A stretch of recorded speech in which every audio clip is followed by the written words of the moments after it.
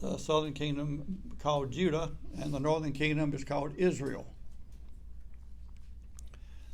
Now, if only they had listened to what God had promised in Deuteronomy 28:1, he said, if you fully obey the Lord your God and carefully follow all his commands I give you today, the Lord your God will set you high above all the nations on earth. And then God lists this long list of blessings that he will give the people. And then he gave them, after that long list, he gave them even more. He said, the Lord will open the heavens, the storehouse of his bounty, to send rain on your land in season and bless all the work of your hands. You will lend to many nations, but will borrow from none. The Lord will make you the head, not the tail. If you pay attention to the commands of the Lord your God that I give you this day and carefully follow them, you will always be the top, never at the bottom. Do not turn aside from any of the commands I give you today, to the right or to the left, following other gods and serving them. That's one thing. God does not put up with idolatry. Not even a little bit. So he lists all these wonderful blessings, and there's great benefit to those, but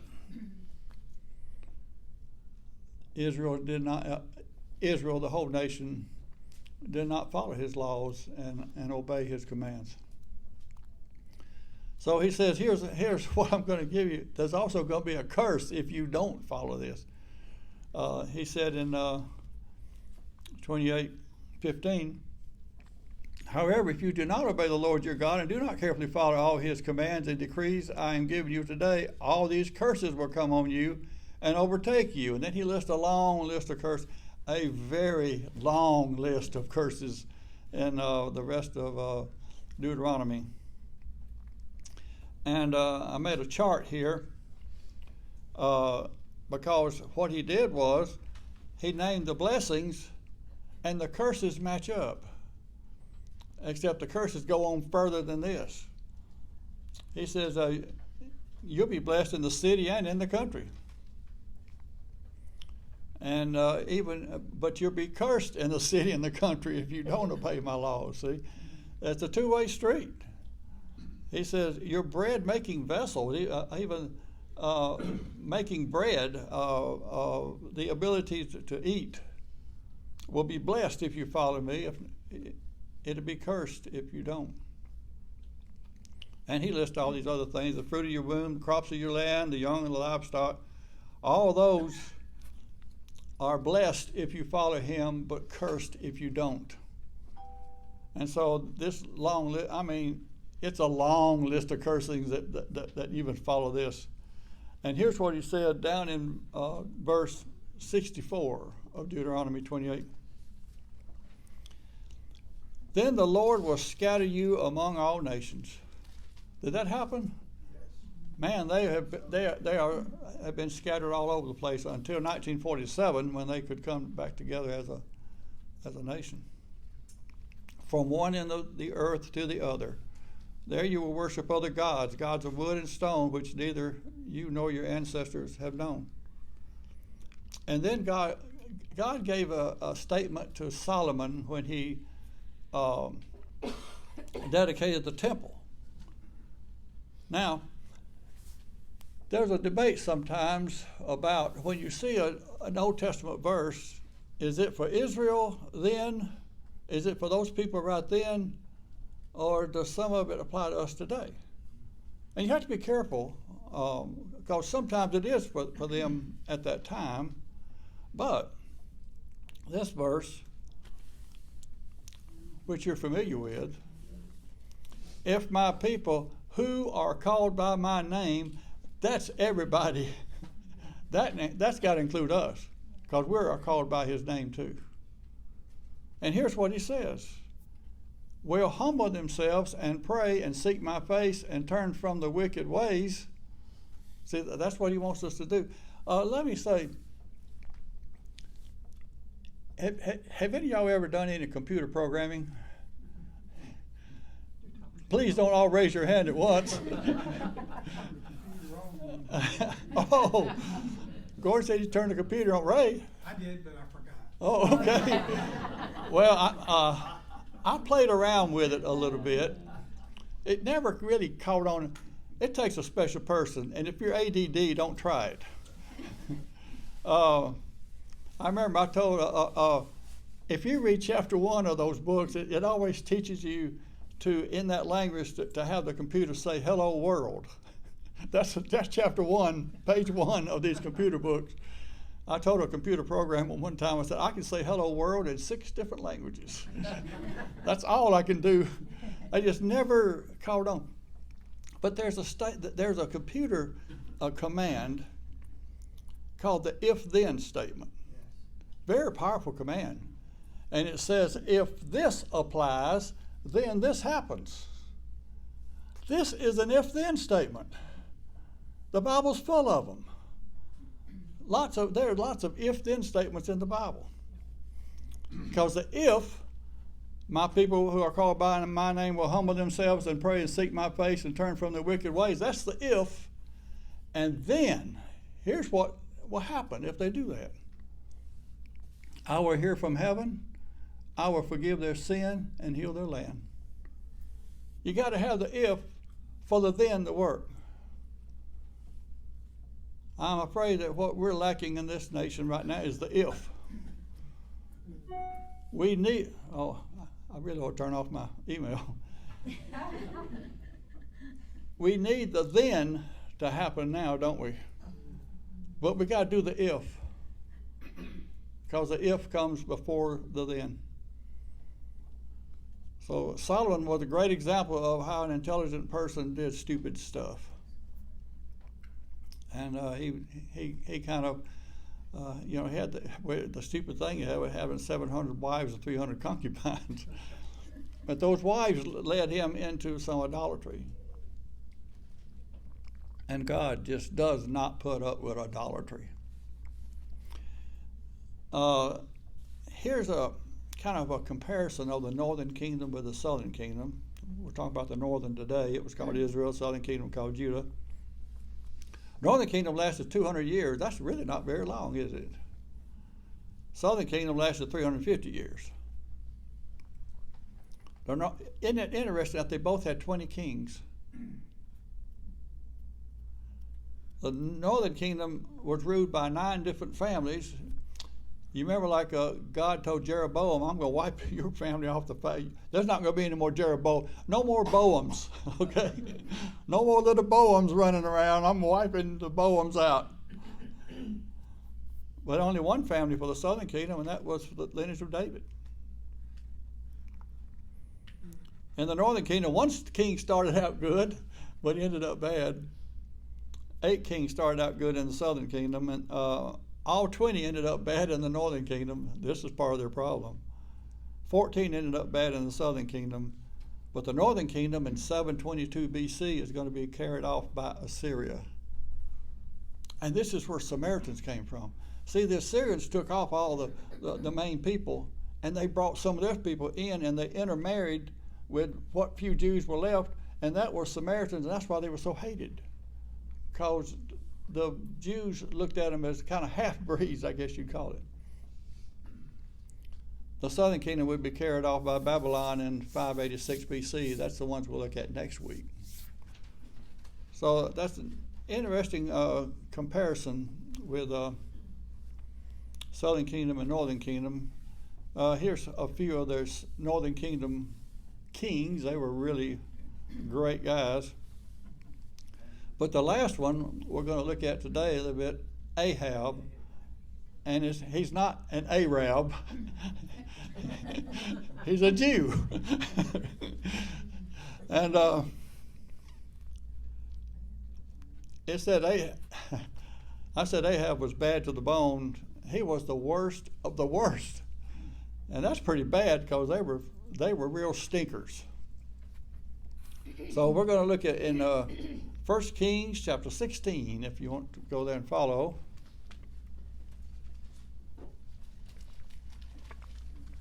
In your preferred translation.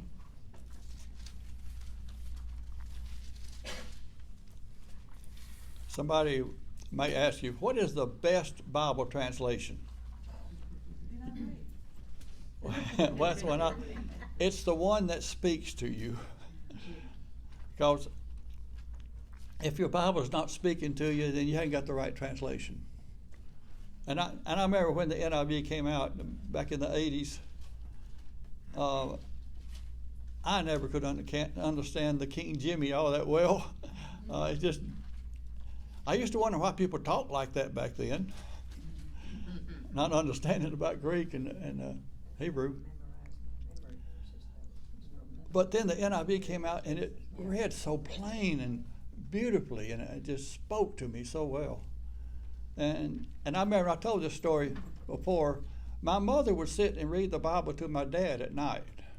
He'd be in his recliner, and she'd be on the other side in a wingback chair. And the Living Bible came out, and she bought it. And she said, "I can understand this." And she loved reading the Living Bible to my dad. It's the translation that speaks to you. This CSB that the church uses, that's a great translation. New American Standard, ESV, those are great translations. So, what's the... No, the Living is a paraphrase. I guess I should do that one day, go through the different translations and tell. You'd be surprised at the, if you look at the different translations, the, what's the word? The reading level. And the King James is about a 12th grade reading level. And we used to give those little King James Bibles to our 6-year-old kids. Here, kid, read this 12th grade level book here. And actually, for a kid, the NLT is a great translation. It's a New Living, but it's an actual translation. But okay, 1 Kings chapter 16. I can talk about translations all day. I'm into that kind of stuff. Verse 29. In the 38th year of Asa, king of Judah, they sometimes tell you who's the king of Judah to give you the time frame for what's going on in Israel, okay? Ahab, son of Omri, became king of Israel, and he reigned in Samaria over Israel 22 years. Ahab, son of Omri, did more evil in the eyes of the Lord than any of those before him. That is saying a lot right there. He not only considered it trivial to commit sins of Jeroboam, son of Nebat, but he also married Jezebel, daughter of Ethbaal. You notice that guy's got the name Baal in his name. That goes to show her dad was pretty bad. See, when you see the name El, E-L in her name, that E-L is God.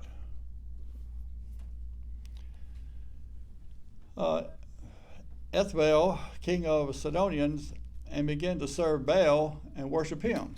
He set up an altar for Baal in the temple of Baal that he built in Samaria. So right off the bat, Ahab is doing idolatry. Now Elijah, one of my favorite prophets, and I know you ladies just did a study on Elijah in your Wednesday study. And I also like Elisha. It's easy to get them confused. But Elijah had proclaimed a 3-year drought. Now, I don't know about you, but if it doesn't rain for 2 weeks, my stuff's in trouble. But a 3-year drought with neither rain nor dew. And so he was going to meet with Ahab and end the drought, but first he had to show the people who the real God was. So flip to chapter 18. Verse 16 of 18. So Obadiah went to meet Ahab and told him, and Abraham went to meet Elijah. When he saw Elijah, he said to him, "Is that you, you troubler of Israel?" "I have not made trouble for Israel," Elijah replied, "but you and your father's family have. You have abandoned the Lord's command and have followed the Baals." Now summon the people from all over Israel to meet me at Mount Carmel, and bring the 450 prophets of Baal and 400 prophets of Asherah who eat at Jezebel's table. So Ahab sent word throughout all Israel and assembled the prophets on Mount Carmel. Elijah went before the people and said, how long will you waver between the two opinions? If the Lord is God, follow him. If Baal is God, follow him. But the people said nothing. Then Elijah said to them, I am the only one of the Lord's prophets left, but Baal has 450 prophets. So Elijah told them to get 2 bulls, lay them on the altar, and let's see who can light the fire. And I don't mean peoples. Let's see which God can light this fire. So I think you know the story. The 50 prophets did all they could. They even beat themselves up trying to get it done. Didn't happen. And they tried everything. So now it's Elijah's turn. Look at verse 30. Then Elijah said to all the people, come here to me. They came to him, and he repaired the altar of the Lord, which had been torn down. Elijah took 12 stones, one for each of the tribes descended from Jacob, to whom the word of the Lord had come, saying, your name shall be Israel. With the stones he built an altar in the name of the Lord, and he dug a trench around it large enough to hold 2 seahs, and that's about 24 pounds according to my stuff, of seed. He arranged the wood, cut the bull into pieces, and laid it on the wood. Then he said to them, fill 4 large jars of water and pour it on the offering. Gosh, he's just making it hard for himself, isn't he? Do it again, he said. Do it again. Do it a 3rd time, he said, and they did it a 3rd time. The water ran down around the altar and even filled the trench. At the time of sacrifice, the prophet Elijah stepped forward and prayed, Lord, the God of Abraham, Isaac, and Israel, let it be known today that you are God in Israel, and that I am your servant, and have done all these things at your command. Answer me, Lord, answer me, so these people will know that you, Lord, are God. Now he's saying Yahweh here. When you see the word Lord in caps, that's Yahweh. Another email. It's junk mail. I'm not that popular. Answer me, Lord, answer me, so these people will know that you, Lord, are God, and that you are turning their hearts back again. Then the fire of the Lord fell, burned up the sacrifice, the wood, the stones, the soil, and also licked up the water in the trench. When the people saw this, they fell prostrate and cried, the Lord, he is God, the Lord, he is God. I guess this was Elijah's version of Memorial Day. Little barbecue going there, but I think the folks saw something there. The bells fell, and so Elijah said, why don't y'all go and kill these false prophets, and they did. And so what's weird is this would have been what you call a mountaintop experience. Have you ever had a mountaintop experience? Every time the young people would come back from some retreat, they would come back ready to take on the world. Lasted for about a week. But look at chapter 19.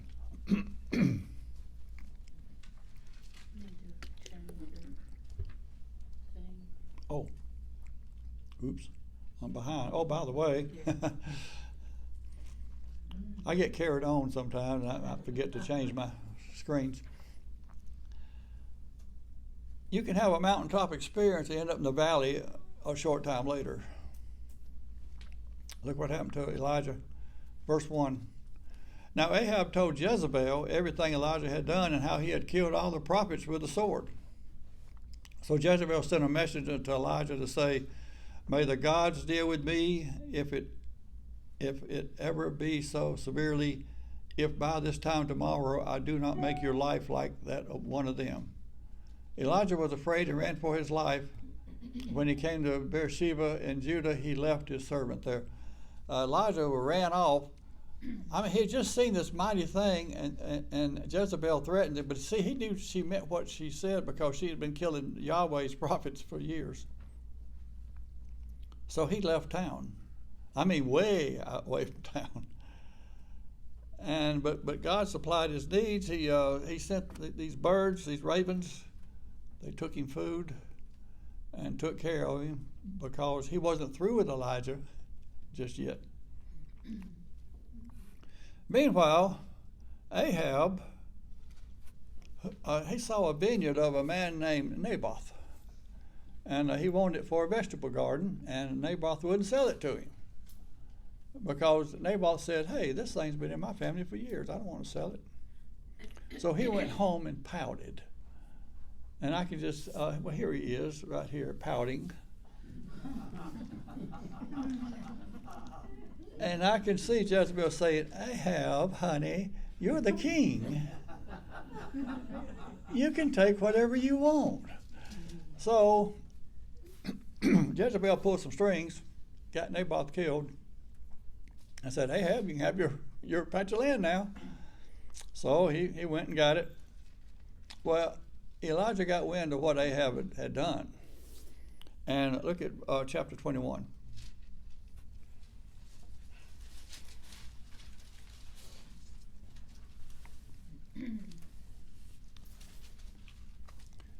Verse 17. Then the word of the Lord came to Elijah the Tishbite. Go down to meet Ahab, king of Israel, who rules Samaria. He is now in Naboth's vineyard, where he has gone to take possession of it. Say to him, this is what the Lord says, have you not murdered a man and seized his property? Then say to him, this is what the Lord said, in the place where dogs licked up Naboth's blood, dogs will lick up your blood too. Yes, yours. Ahab said to Elijah, so you have found me, my enemy. I have found you, he answered, because you have sold yourself to do evil in the eyes of the Lord. He says, I am about to bring disaster on you. I will wipe out your descendants and cut off from Ahab every last male in Israel, slave or free. I will make your house like that of Jeroboam, son of Nebat, and that of Baasha, son of Ahijah, because you have aroused my anger and caused Israel to sin. And also concerning Jezebel, the Lord says, dogs will devour Jezebel by the wall of Jezreel.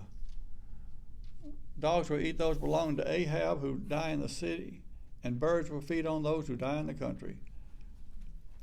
Never has there ever been anyone like Ahab who sold himself to do evil in the eyes of the Lord, urged on by Jezebel, his wife. He behaved in the vilest manner by going after idols like the Amorites the Lord drove out of Israel. Well, Ahab eventually kind of humbled himself a little bit, so the Lord held off his punishment. But then he got killed in battle. And what about old Jezebel? Well, she got thrown out of the window by her servants. And guess what? She became dog food, just like Elijah said. And so their evil eventually caught up with them. And the northern kingdom would eventually fall to the Assyrians in 722 BC. Now, I want to show you this warning. There's a warning here in the Bible.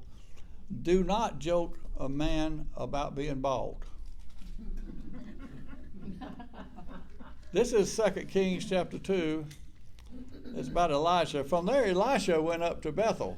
As he was walking along the road, some boys came out of the town and jeered at him. Get out of here, Baldy, they said. Get out of here, Baldy. He turned around, looked at them, and called down a curse on them in the name of the Lord. Then 2 bears came out of the woods and mauled 42 of the boys. Everyone has a beautiful head.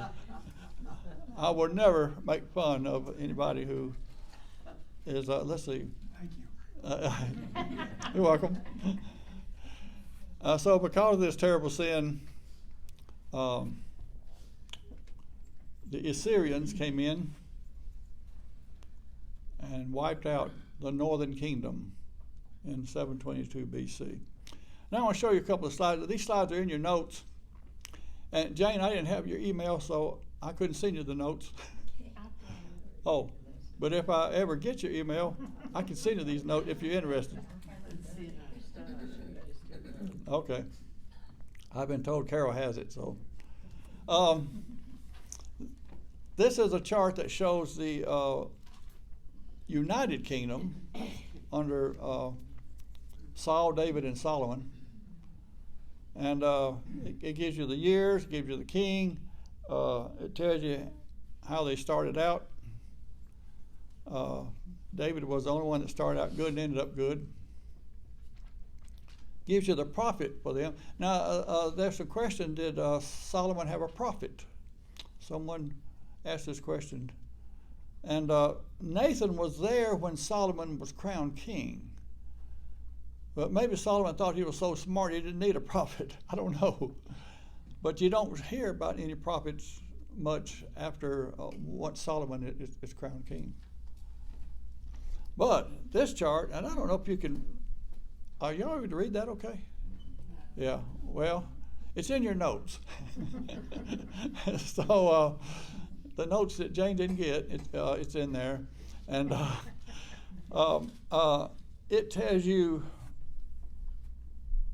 all of it compares the Judah with Israel. It shows the kings. It shows who was good and bad. It shows the prophet that came to these kings. It's a very good chart. If you have of interest, y'all can peruse it and discuss it at lunch. And so here we have it. The northern kingdom gets just wiped out. Judah is spared for now.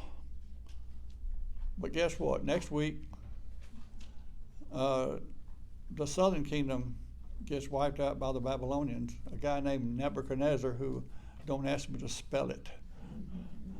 I have to look at, I have to copy and paste it every time I put him in my notes.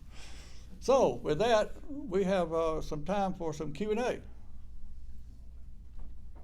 I thought it was interesting that Jezebel's name ends in E-L. Yeah. Yeah. She was evil. Nobody names their kids, oh, little Jezebel, how glad to see you. One of my favorite biblical names, which we'll cover during the return era, that's after the exile era, is Zerubbabel. Nobody names their kids Zerubbabel. Why not? It ends in EL too. All right, anything else? We're going to finish early again today. I know y'all hate that.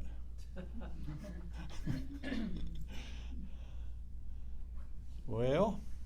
Hey Bill, okay. Can I ask you something that's sure. not applying to this? Okay. This is something that came up in another Bible study I'm doing. We're in Galatians, and there's a spot in there that it's talking about when Moses was given the 10 Commandments. And it says that he was given the law by the angels through, what did it say, through a mediator. I'm like, that wasn't in Cecil D. DeMille. That wasn't in my version of the 10 Commandments. I thought it came straight from God, but this is in Galatians 3. Galatians 3, I'm trying to see, 19 and 20. The law was given through angels and entrusted to a mediator. A mediator, however, implies more than one party, but God is one. So it's talking about the law being given to Moses by the angels. I don't know that I've ever heard that. And maybe I'm not reading everything to where I'm getting it clear, but. Oh, look at the time. Oh, that's okay. I should know better than No, did I you think the hear- mediator might be Moses. Okay. Because Moses is a type of Christ, Okay. who yeah. is a mediator. Yeah, I get that. The angel now, sometimes the angel of the Lord is God. Okay. So that may be Okay. what's going on there. I know it was written by the finger of God. That's what I thought. I mean, that's what the movie showed. Yeah. And because it was in the movie, it was right. Yeah, we were talking about that. But but that said through the angels, I'm like, no. And I showed a little clip that said that actually there were 15 commandments, but Moses dropped one of the. Yeah, yeah. But No, he actually, wrote what? it with his finger the second time. Yeah. Okay. The first time, Moses, Okay, that's right. He carved it out. Okay. But Moses had to come up with his own tablets the second time. Yes, yes. You bring the tablets this time. I've supplied them last time. But you broke the first set. While the people were breaking them in the valley, Moses broke them on the mountain physically. Hey, even Moses, as good as Yeah. he was, he had a temper. But I think Moses would be the mediator there. Yeah, okay, okay. And the angel, We're the angels of God, okay. the angel of the Lord sometimes is the Lord. It's weird. Sometimes it's Christ. It's kind of hard to. yeah, I thought it Yeah. was. It's kind of hard. Of course, Christ is God, so Right. maybe it all works out. I don't know. Yeah. All right. That scripture, Galatians. Any other fun questions that y'all have? Galatians 3:9. Hey, Jerry. I've got a question. Yeah. Aside from any political ramifications, what comments do you have on what happened in Uvalde? It seems to me that this is something that our nation has to Yeah. grip with. And what attitude, what should we think about this? And how should we? Isn't it funny that we didn't have school shootings before, say, Columbine, 1970? Yes. But there were guns. Yeah, guns. I have to wonder. First of all, there's evil there, but I wonder about these video games. I mean, some of these video games, from what I understand, are very graphic, Yes, they are. and kids get to shooting and killing people on those video games. Plus, these people are disturbed, messed up people. But what's causing this? Sometimes they claim that they're bullied. But kids have always been bullied. Well, are these a part of the end times? Are we experiencing something that has anything to do with the end times? I think some of it may be our nation is moving away from Christianity and towards secularism. And secularism, see, people do not want a moral lawgiver like God to control their lives. They want to be, I want to be myself. And Individualism is taking. Yeah. over. individualism it's one of the strong points of America, but it's also a weak point. It's really weak in the church. And individualism in the church is not good. But individualism in the nation is good in its own way, in that we can think our own thoughts and vote the way we want to. But just plain evil is what's going on there, and messed up minds. And the minds may be messed up because of evil. Well, it happened in Michigan too. Yeah. And in the Bronx, and in Florida, and Yes. I think one thing we got to do is protect our schools better. Not just have open doors everywhere. Have one door, even metal detectors. You know, at one time the kids had to have see-through backpacks. Still do. Do they still? Okay. Some school. Yeah. Can I make a comment? Yes. I truly believe that we're under God's judgment and we have turned completely away from Him. And we are reaping all the things, everything from single parent homes, the father not in the home.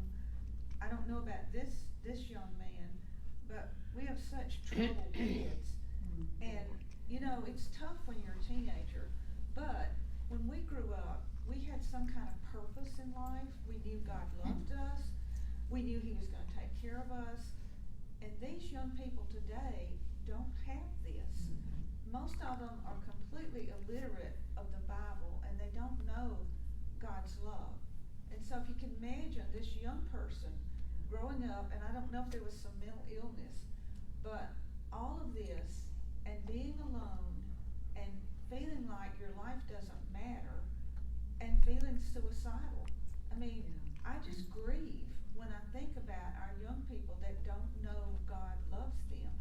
what else do you have? I mean, they can look around and see, you know what? Drugs doesn't satisfy, alcohol doesn't satisfy. Reaching the top financially does not satisfy. You know, the Lord said, taste and see that the Lord is good. He's the only thing that satisfies. And our poor children are just reaching out for them, and we aren't there. Our church is not there, and we have abandoned them. And so I feel like that much of the sin is on us for not being there for our young people. And so now when I look at it, you know, God has brought judgment, and in the Old Testament it says, I brought famine and I brought war, and you wouldn't look at it. You decided that maybe it was something else, but it's God bringing judgment, and we've just got to recognize that. Everything from the storms, you know, that storm they had in Michigan, they said this never happens in Michigan, and every night on the news, you know, for months it's been, this storm is coming and this storm is coming, and somehow we just say, oh well, global warming, oh well. No, all the things that is happening to us, the crime, I just think God is saying, look up, I am judging you. But does God bring his judgment on us by killing 12-year-olds? He didn't I kill don't understand. 12-year-olds. We decided that we as sinful creatures, I mean, I'm sure he is sitting back and he loves that young man a lot more. And the other people, And those No, he's 12-year-olds, they are in a perfect place now. You know, they're in heaven. well, I just say, Jerry, God loves these kids so much more than we do. Yes, he does. And he does not want this, but we've seen in the Old Testament, he eventually brings judgment. Eventually, it's just too much. You know, some of it goes back to prayer in schools when we were growing up. And Yes. the Ten Yes, Jerry, Commandments think could about- probably be said. Jerry, think about the wonderful childhood you had, and you had a foundation that you knew God loved you, and he had a good plan for you, and you were excited when you got out of high school, you were excited when you got out of college. There was a great life for you, and our kids don't have that anymore. We had, So we that's did just my have thoughts. children that didn't have, you know, like Marilyn, you had an ideal. I feel like I had an ideal, but I went to school with children that didn't have an ideal, but they didn't do what they're doing. So there is a sense of the breakdown of the family that is so, that it seems like Satan has attacked the family so where we accept that even in our denomination we have over 50% divorce. It's just accepted. And we all have been affected in our families with divorce entering. But you know, when we were growing up, I mean, basically, there's probably a few of you that might have had a parent that divorced, but basically, we didn't accept that as easily. People worked things out more. Now it seems to be real easy to just say, I give up. And then the family is affected so greatly, and like, you know, Marilyn talked about, then they don't have a father, that they have an example. Their mother is out having to work 2 or 3 jobs to just make life go, and they're raising themselves. And so the family has been attacked so much that we see a result of not feeling like they are loved. They're not maybe even churched or talked about at home. There's no time for it. Well, Francis Schaeffer back in the 80s, I don't know if y'all ever read him, but he's great. He was great. He said, today, this is back in the 80s, if you tell a girl or a boy, be a good girl or be a good boy, they knew what that meant. And it meant to follow Christian ethics. He says, but now you tell them to be a good girl, and it doesn't mean the same thing. Because and even if they weren't Christians, there was an ethic that were Christian ethics, whether they knew they were or not, that they did Yeah. follow.